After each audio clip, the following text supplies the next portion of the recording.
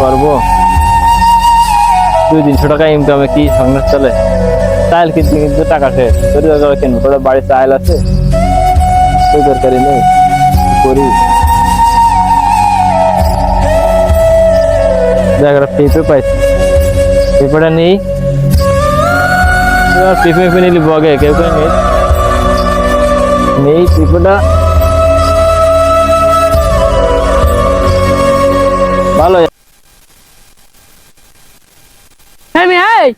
আপনি উঠছেন কেন? আমার ঘেরে কোনো কিছু যদি পয়সা যায়, গলে যায়, নষ্ট হয়ে যায়, তা কেউ ধরবেন না। পেঁপে তো থেকে থেকে নষ্ট হয়ে যাবে না, আর আমি ভাবলাম নিয়ে যাই, আমরা যদি খাতে পারি। আর যে দ্রব্যমূল্যের দাম বেড়েছে তরকারির, মাছ তরকারির, তা চাল কিনে টাকা শেষ করা, বাড়ি চাল আছে, মনে করলাম পেঁপেটা নিয়ে যাই। আর যদি তো মাছ টাছ পাই পুকুরি, একটু ঝোলমোল করে খাওয়া নেই, খালি নেওয়া যাবে না? না, এই পেঁপে নিয়ে যাবে না, এই পেঁপে দেন, এদিক দেন, পেঁপে ফেলা দেন। কোনতে যে আসে এরা, জান আমার বেরিতে বেরোন তাড়াতাড়ি,